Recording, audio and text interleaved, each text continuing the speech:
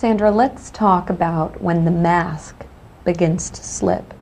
It could be, weeks or months. It could be years. It could be decades. So what does the female psychopath look like? They're always putting a mask out. Emotion number one that many people try to conceal, and it can be seen by very small micro expressions at people's first reaction. And the first one is anger. And you'll see some of the different photos we'll put in here, but an example of a micro expression with anger would be a really quick, something similar to that. I know that's weird, but that's a micro expression. Micro expression number two, it exemplifies disgust, and that expression looks like this.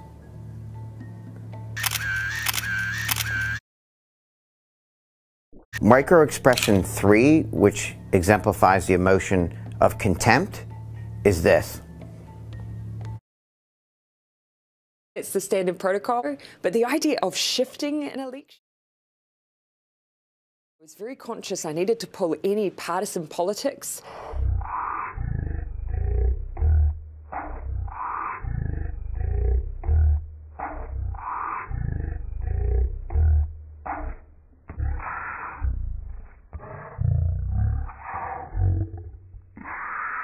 Your election, feeling like they can access the information they need, because I did call perspective, and so that perspective.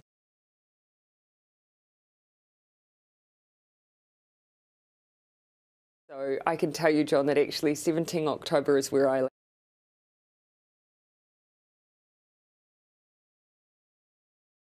One indicator that someone might be less than honest or lying is that after they tell a lie or they do something misleading, they often have a certain look which they call duping delight. So after someone feels like they misled you, sometimes they smirk. I can't really do that face very well, so I'm not going to try. But they call it duping delight, like they got away with something. It often happens after the misleading behavior. So I can tell you, John, that actually 17 October is where I landed too. Okay. About the nature of our response. This wage subsidy. There are different perspectives. Were you complacent? No, absolutely not.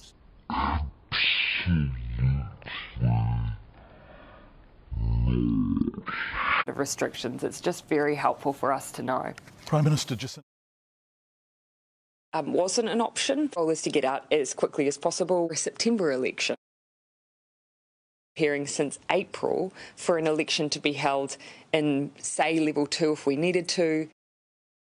I just don't want to give an indication either way at this point because I haven't received the advice or had that conversation. And I say that not to place blame anywhere, and we don't blame one another. They are the dangerous ones.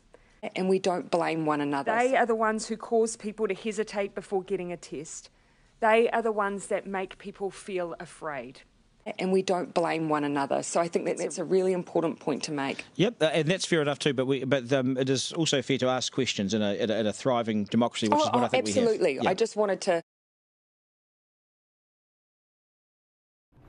Jacinda Ardern has personally tried to prevent journalists from asking questions about the Ihumātao dispute while she's on a trip to remote Pacific Islands. Ardern personally instructed media not to ask about Ihumātao. Her office even threatened to restrict access to the Prime Minister for the rest of the trip if we did. Are you comfortable with our access to you being threatened for asking about Ihumātao? I don't know what you're talking about, I'm sorry. The Prime Minister should be able to answer questions without... I've initiated releasing. You know, I think probably in any circumstances misinformation is concerning. Instead of actually being difficult to navigate or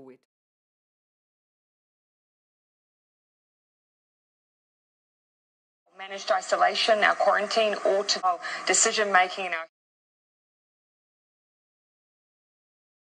That will give us greater confidence. That's why we've had a plan.